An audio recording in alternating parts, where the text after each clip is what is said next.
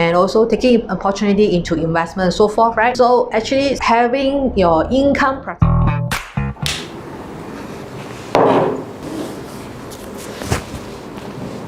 Apa khabar? Apa khabar?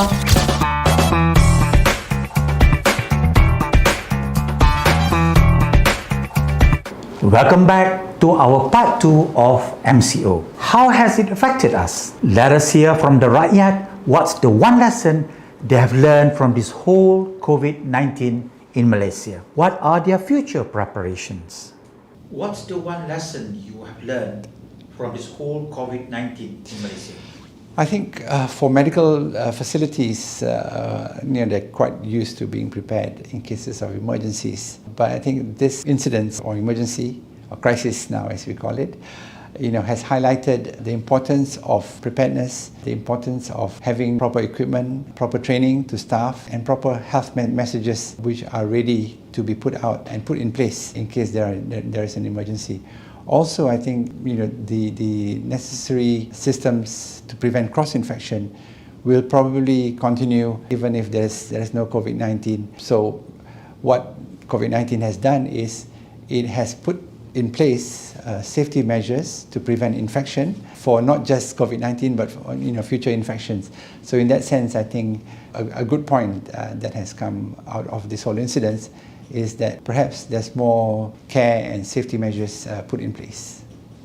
Well, speaking from a financial advisor perspective or an insurance agent perspective, I guess the one lesson that I have learned is having proper financial planning, especially time like this. Why so? Because I guess the customer that I work with, I always preach one thing. There's one thing that I always tell them, okay, you must have emergency fund. If you are single, available, you don't have dependents, you must have 3 months emergency fund. If you are married and you have children, you have someone depends on you, or you have high commitment, then you must have 6 months emergency fund. This COVID-19 has caused a lot of businesses to close down and to cut size, retrenchment, unemployment is going on, right? And employee and some of us are forced to have pay cut and also take unpaid leave. So I guess bad times like this, if you save for rainy days, right? Good times, when you save for rainy days, you feel the impact now. And if you don't save, you also feel the impact now. And if you save for rainy days and you have extra now, right, you will take opportunity, because during recession, during crisis, there are many opportunities, right? Business opportunity, buy over business, merging M&A, and also taking opportunity into investment and so forth, right? So actually having your income protected and having cash to allocate for different resources is actually important. So I'm glad that I work with some customer and they have this extra cash, extra fund from their financial planning that they do with us. So some of them can actually even take opportunity right now. So the one lesson that I've learned is actually you must start somehow your financial planning. It doesn't matter when, best time is to start now. What's the one lesson you have learned from this whole COVID-19? I think this COVID-19, again, to us, to me personally, I think we have to appreciate Mother Earth. And never take things for granted. Again, we've been talking about it last couple of months. No matter who you are, where you are, you can never escape something like this. So I think we have to take it to heart that we have to take care of Mother Earth.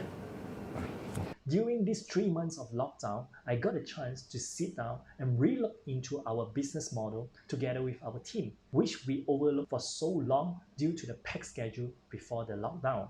During the early lockdown, the feeling inconvenient came. We found inconvenient on getting our daily essentials items, necessity items, because of MCO SOP. But eventually, the inconvenient feeling gone because we started purchase our items online, and actually we found it super easy and convenient. As for our business, it's already affected us since February. We started to arrange our meeting using different online meetings tools and getting familiar with all these tools, and it's become our norms. And I actually find it more convenient compared to the face-to-face meeting, as we need to stuck in the jam or look for the parking. We can start our meeting anytime using our laptop or mobile device to meet our team, business partners, and our client. We have adopted the work from home culture, and I felt that it is more productive. We can't go back to the life that we used to be before the pandemic. Lifestyle change. We have to practice social distancing when going out, wearing face masks, always wash hands, sanitize regularly, order food from mobile, cashless payment, and being very careful when we out from home. Keeping clean and concern on hygiene have become our new norm. We have to adapt to this new norm, change our habit and mindsets. These are the things that we have learned for this whole COVID-19. What's the one thing that you have learned from this MCO thing? Okay, so basically the thing that I've learned during the MCO is actually, okay, never take things for granted. So because we don't know what going to happen tomorrow, so we have to make sure, because you have to understand our routine has been changed and then totally changed basically. For example, for myself as a working mom, what I'll do, like for example for grocery shopping, so it becomes a more stressful chores right now. So because I have to do a list, and then after that from A to Z, and then I have to make sure that everything is covered from head to toe. And sometimes I become kiasu, as you know, because you have to buy everything on the same time in order to avoid other people to buy at the same time. What I can do at the moment, yeah. So you have to adapt with the new norms. Next question, what's the one lesson that you have learned from MCO, from the situation? Kalau dari segi kesihatan kan, COVID-19 ni boleh jangkit dekat siapa-siapa je lah. So, kita kena hati-hati lah. Sekarang pun dari segi ekonomi pula, kewangan tu makin orang kata susah lah kan. So, kena pandai manage kewangan jugalah. Third question, what's the one lesson that you have learned throughout this MCO? Banyak masa MCO. Sebab kita spend more time sebanyak dekat rumah masa MCO, kita tak boleh keluar. Banyaklah yang saya belajar. Saya belajar new skills macam memasak. Hari-hari kita kena masak. Belajar masak spaghetti, besok masak tom yum, buat dalgona coffee dan macam-macam lagi.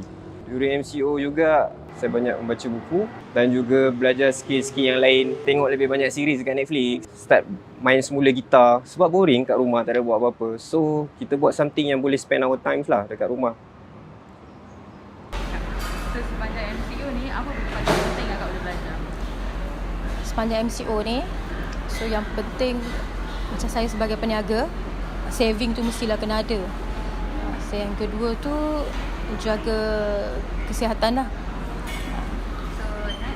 Okey, kalau nak dikatakan pengajaran, apa yang kita belajarlah daripada PKP, daripada PKP jadi PKPB sampailah ke PKPP. Yang pertamanya, untuk saya sendiri, saya menghargailah apa erti kebebasan dan juga masa bersama keluarga. Kalau mungkin sebelum ni kita sibuk bekerja, tapi bila kita start PKP, macam saya duduk berdekatan dengan ibu dan bapa saya, jadi saya boleh berpindah masuk ke rumah dan kita meluangkan masa bersama-sama. Dan macam saya seorang guru yang memerlukan masa untuk buat kelas bersama pelajar. Jadi dengan bantuan ibu dan ayah dan juga kadang-kadang suami saya, mereka membantu untuk menjaga anak. Jadi mudahlah orang kata urusan untuk melaksanakan kelas secara dalam talian. Dan kebetulan pula bila PKP ni dilaksanakan, umat Islam pun orang kata sedang nak menyambut hari raya. Jadi orang kata tahun ni lah tahun pertama yang kita beraya, tak bertemu dengan sanak saudara yang jauh. Tapi alhamdulillah bila dah dilaksanakan PKP, semua orang pun dah start mula balik kampung. Kita pun raya lagi sekali. Jadi orang kata itulah pengajarannya yang mana kita menghargai erti kebebasan, orang kata hubungan kekeluargaan. Dan I think MCO is so unique. It's a crisis that such an unpredictable. As human, you know, we are humans. You know that when you put into some situation that's so unpredictable, that a lot of things that change. You know, for me, one of the lessons that I learned is actually like you have to understand what's your risks in life. In life, what you do daily, right? You have incomes, you have saving, you have expenses in terms of that. So you have to understand what risk that you have if you're losing those incomes, those expenses. How do you do that?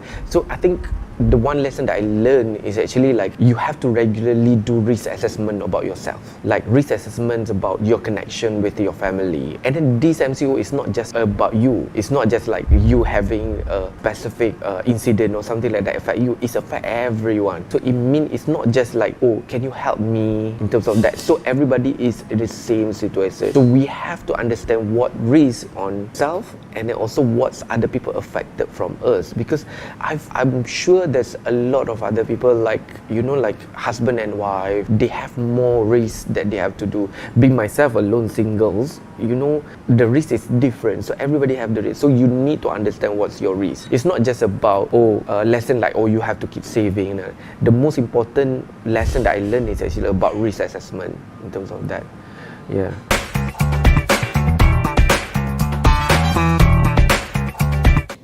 What are your future preparations? I think as far as the future is concerned, the important thing is to make sure that these measures are in place. Secondly is to make sure that patients continue to come and not be afraid to come for dialysis, and to make sure that they get adequate treatment at our centre and to keep it running. So being a charitable organisation, in the future I think we still need to look at sources of funding to make sure that patients get enough to be able to get subsidised funding at our centres. I think society as a whole can come forward and see how they can help patients, chronic diseases, especially diabetes and hypertension, to make sure that there's greater awareness, to make sure that complications are minimized, especially complications such as cardiac or renal failure. Thank you, Dr. Azuman. Right? Thank you.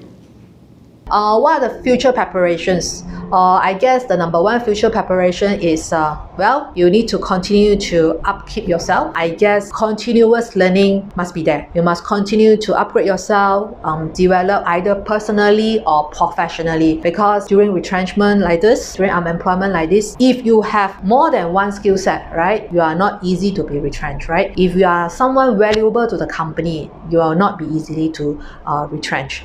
So I guess continuous learning is really important. And of course, each one of us need to be social responsible. We must stop the spreading of COVID-19. We also must make sure, we are social responsible to ourselves and to our family. So I guess social responsible is also important. Number three, I guess that the preparation that we need to have is the impact is not yet to be serious. They're gonna be serious, impact some more. As many companies, Q2 report is coming out pretty soon, next month. I guess we need to have all your financial planning done well. If you are not sure, call or contact your insurance agent or financial advisor, making sure that you have sufficient coverage and making sure that your investment, your savings are in place, can help you to generate stream of income. I guess that is very important. In the future, what you need to do is, besides upgrading yourself, you need to have your financial planning properly done. I guess these are the very crucial ones. What are your future preparations? Again, taking to new normal, we have to adapt and embrace technology. We know that such a thing happens again. We can still continue with our lives by embracing, all this new digital technology, the Zoom technology, video conferencing, Skype phones. We need to continue with life. So I think we have to prepare ourselves by adapting to such technologies. It all depends on us whether we want to adapt or not. So that's it. Thank you, Tuan Syed Fazila. Thank you. Such pandemic has pushed people to adopt digital skills, which include get your essential items online, order through mobile phones, paying using e-wallets, and many more. For businesses, we have to learn how to conduct our business, which include our daily operation online. It is suggesting that we must improve other skills such as collaborations, creative problem solving, and opens to new ideas. For January, we will have our events, talks, more towards online. We will organize our first virtual internship job fair together with University Malaya and planning for more job fair together with other universities in the coming months. Moving forward to digital will be our business directions. Thank you so much. Next, what are your future preparations? My future preparation, what can I do? The first thing that I mentioned to you earlier is actually don't take things for granted, because we don't know what happen in the future. So I'm grateful at the same time, because my parents and my husband, especially my husband and my children, very supportive during this MCO time. So I pray that every day that the MCO will be ended soon. As you know, because our routine has changed, we miss out our shopping, eating outside. But I'm grateful enough that I'm healthy, still alive, and having my family together with me.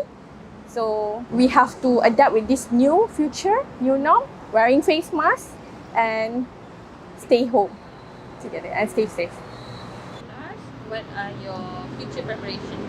Kalau in the future kan, MCO jadi lagi ke ataupun ada kena virus lain pula ke kan. So at least kita dah more prepared lah. So kita dah learn daripada previous experience kan. Contohnya macam kalau bab kesihatan tu pakai face mask, sanitizer. Kalau segi kewangan tu make sure ada saving macam tu lah.